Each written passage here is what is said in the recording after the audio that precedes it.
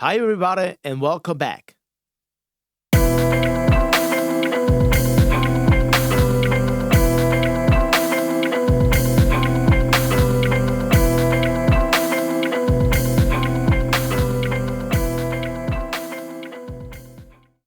Hi, everybody, welcome to a new video. In today's video, we're going to be talking about psychoacoustics. I already did a video about psychoacoustics, talking about Fletcher Mountain curve, how we should be perceiving the different frequencies and how our brain is reacting to that, and related to the proper level or proper listening level in your room, control room, studio, or whatever you have. Today, we're going to be talking about stereo panorama and how we perceive a sound or why we perceive a sound from the middle, from the left side, from the right side, etc. The idea for this video came out of Sound Gym, the platform where I'm training my ears now about more than 3 years. And I made the post there showing a picture of my setup in my studio and my monitors and my screen or computer screen. I got an ultra wide screen, and I was showing my monitors align or matching the width of the screen of the computer. Okay, and why? Because we have two different workouts there in Sound Gym or games to train the stereo perception of a sound, where you have to listen to a sound in mono or in stereo. There are two different games for that, and you gotta tell where that sound exactly coming from. Okay, so if I got my a stereo base, that means the width of my monitors. Okay, that's those are the limits of your stereo field in your control room or in your room or your own studio, whatever what the fuck. With your stereo base, you are limiting your stereo field. So for me, it's making sense having the visual screen as wide as my stereo base, where I listen the where I'm hearing the sounds coming from. Because in this game, you got to visualize and answer where exactly the sound is coming from. So if your screen from your computer is narrower than your stereo base, you have to scale what you're hearing. If you're hearing from this side that width, and your computer is only that width, you have to scale the answer and translate it into this small computer screen. So that's why I said it was a game changer, having the width of your screen matching your stereo base. I received some comments about that was like placebo or stereo feeling is kind of our imagination, and that's why I decided to make this video to clarify a couple of concepts. Of course, we're talking about psychoacoustics. There's something happening in our brain, and I want to explain a couple of concepts. Why is that happening, or not why, but how is it happening, and how our brain translates the sound. But it's not kind of it is not a matter of imagination. Imagination is something you got control over, and you cannot decide if you're hearing a sound from the middle or from the left or whatever the fuck.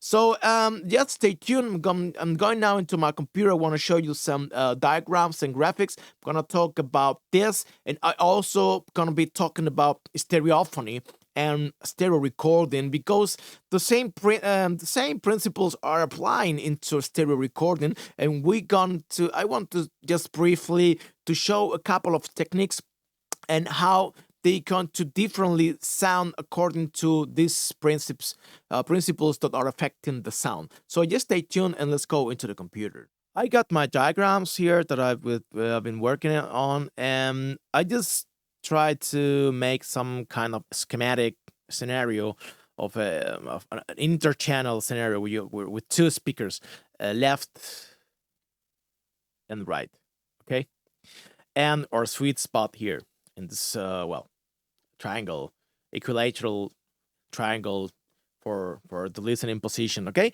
so we're gonna see here what's our stereo base. Stereo base is the distance from between speakers, and that's gonna be determine how width we're gonna be listening to. Okay, and here's the question mark, because when we are hearing or listening to something coming from the middle, obviously we don't have any speaker in the middle. Okay, so everything happening in this area where we don't have a physical source, or we don't have an instrument, or nobody speaking to us, or nobody playing an instrument in front of us, everything coming from a place where there's no physical source, we will be talking about the phantom source.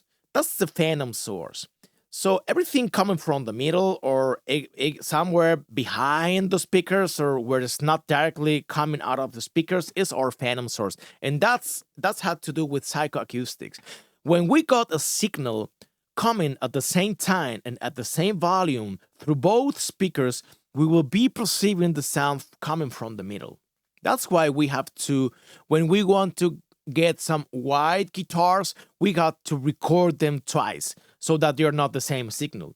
Because if we got the same signal left and right, no matter if you pen it hard left or right, it will be coming from the middle. Okay, but this position can vary according to some physics that have influence in how this position will be moving to the left or to the right. So we go to the next picture, and we have two different possibilities or options or concepts that would be moving an object or a sound to the left or to the right. There are two different aspects. One of them is the time difference, and the second one is the level difference. Okay, so that means that if we're talking about time difference and we're talking about milliseconds difference, when a sound from the left has a difference in milliseconds up to 1.5 or even higher compared to the right speaker, in terms of faster than the right speaker, in a difference from 1.5 milliseconds or even higher, we will be perceiving the sound hard pan 100% to the left. On the other way around, to the right. Okay, I just wrote down here some steps, 4 steps, like just for sake of for fun or for an example, where we have 25% steps. That means like when the sound equally comes at the same time from both speakers, will be at 0 difference. That means the sound is coming from the middle.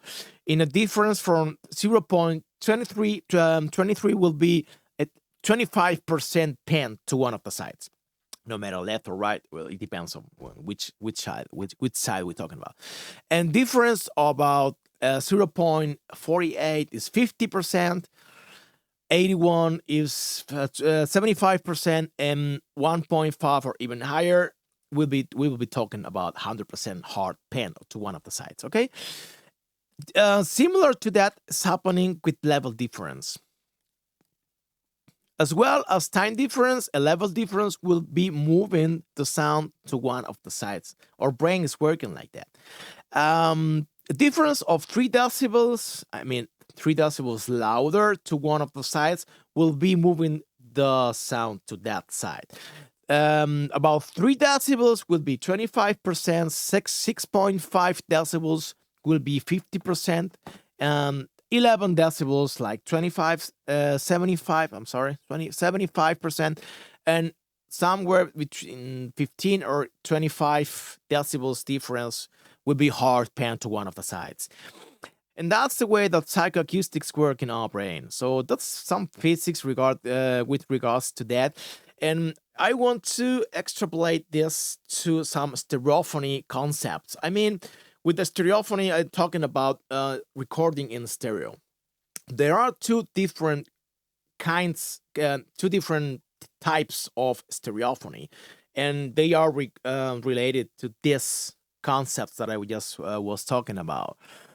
We have intensity stereophony, like you're saying here. Oh, I didn't want to do that. And we have time of arrival stereophony. So the same that we were talking about, time difference, intensity difference, or level difference. All the recording techniques in stereo will be affected through these two principles, or they will be in one of these two groups of stereophony.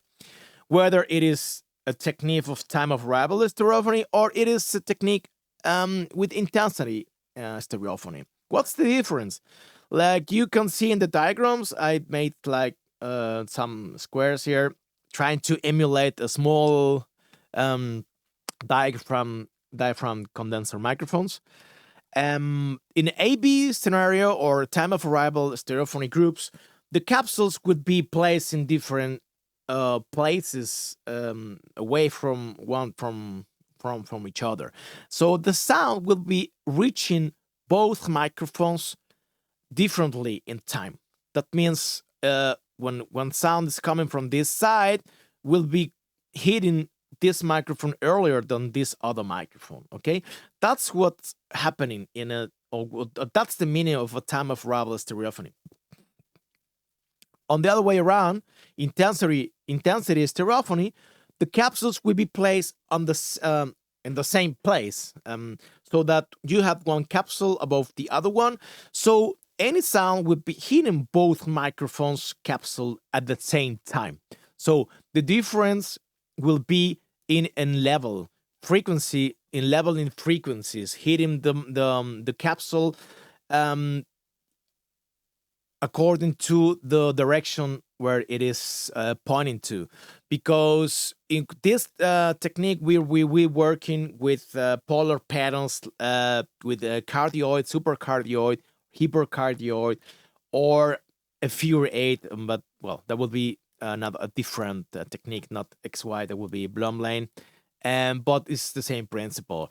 In an AB, and I'm gonna talk about now the characteristics of this kind of recording, because according to these both kind of stereophonies, the sound will be different. There will be positive things, there will be negative things, and that's what I wanna be that I wanna be talking about. In this kind of stereophony, AB, like I just put down here like a kind of ideal scenario about 20 centimeters to 1 meter distance between microphones. That will determine how wide we're gonna be recording.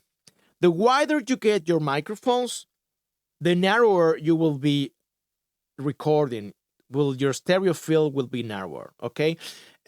What's the deal? The deal is you have to take into account how wide is the source that I want to record, and that will determine how wide you want to record.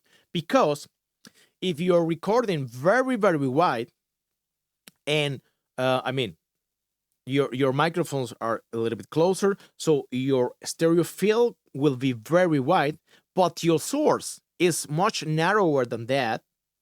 That means that you are not occupying the whole stereo field. Okay?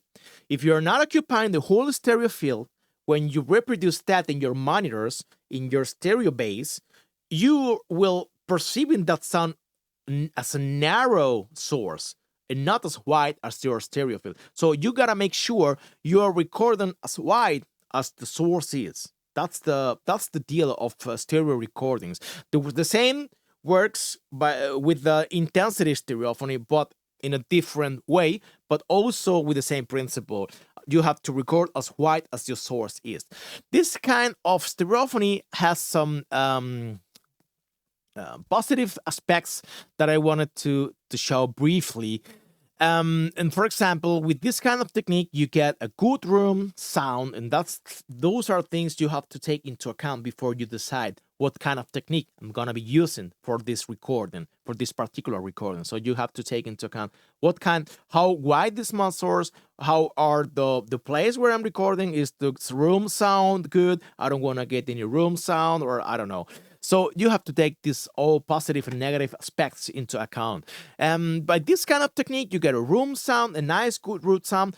You can use omnidirectional mics that give you probably a more natural sound of your recording.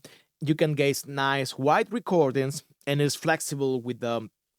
It's easy or very flexible with this kind of technique to widen up or narrow your stereo field that you're recording. But of the other side, negative things are you don't get such an accurate location of the sound as, for example, by intensity stereophony, and that will be, for example, our XY technique, among others. There are more other techniques for recording. I just want to talk about briefly about these two, but there are more techniques, more different kind of techniques according to the mics you use and the polar pattern and the position of the mics. And also, you might get probably some comp filter effect due to the delay of the sound reaching both microphones. Sound is reaching one microphone earlier than the other. You can probably later have some comp filter effects when you're translating this stereo sound into mono. Perhaps it is not an issue anymore with mono things, because mono is nowadays a relative minimal issue compared to the past. But you have to take this into account. That's the same with comp filter effect. Is what happens when you got the same signal delayed in the time in different channels. The same happens when you have a drums recording and you got your overheads and you got your kick and your snare and your toms and your hi-hat, blah blah blah blah, whatever the individual mics you got, and then you got the stereo overhead and recording the same signals. You got to make sure you align them all in time, because this comp filter effect is that you're canceling frequencies or adding frequencies or boosting frequencies because of this time delay. That's the way the waveform is going through the time will be influencing the sound by canceling perhaps your low end or adding or boosting other frequencies that you don't need. So you make sure you align them in time. I also made a video about layering, and it has to do with this matter, and you can check it in the link up there. How to properly layer and to avoid cancellations and boosts of certain frequencies. So that might happen with this kind of technique. And on the other side, again, moving what I don't have to move. In an intensity stereophony scenario where we got this XY, for example, technique, and make sure I put it here so you can see it. I got again this small representation of this small diaphragm condenser microphones. Like I said, the capsules are placed one above the other, so the sound is always hitting both microphones at the same time. And the difference will be with the polar pattern, because if we got some hypercardioid and you widen up those microphones, like for example like that too much, let's say you got them like that and you got it so, sound hitting from the side will be the microphone, the polar pattern of the microphone will be refusing that sound because of this characteristic of the polar pattern. So that's something you got to take into account. By widening up the angle between microphones, you will be narrowing the stereo field that you're recording. And the other way around, when you're doing the opposite and just make them closer one to the other in terms of the angle, like this, and you got a narrower angle here, you will be widening up the source you're recording. I wrote down here just a couple of figures with regards to the ideal scenario of yes, how wide should it be, the distance between microphones in an ideal scenario or start point. Then you have to play with it and check out what's working better with the source you're recording. Like I said, if your source is too narrow, this technique is giving you a pretty nice wide field of recording. So by the distance or an angle between mics of 131 degrees in a cardioid polar pattern, we will be getting 130 degrees stereo field. By a supercardioid, 115 will be giving us 100 degrees. And by hypercardioid, we will be getting 105 degrees. Angle between mics will be hitting 85 degrees of stereo field recording. By figure 8 polar pattern, like I said, we will be talking about the Blum line technique. Positive things of this intensity stereophony are the accurate of your location, because you will be getting a much precise and accurate location of the sounds. That's very nice when you're having some overheads recording, and you don't have any phase issues because the sound is always hitting both microphones at the same time. Negative things is the depth of the sound of the room will be not as deep as, for example, in an AB recording, and this wide angle could be a problem when you are recording a very narrow source. You can go closer to the source with this technique, but you have to value what's better or what's going to work better for you. Just try both if you have the possibility. Well, that was everything for today. If you learned something or you find the video interesting, just hit the like button, just subscribe the channel, share this video, hit the notifications bell for getting updated of next videos that will be uploading, and just support the channel, and well, I will be doing more material. Thanks very much for watching, and see you next time. Bye.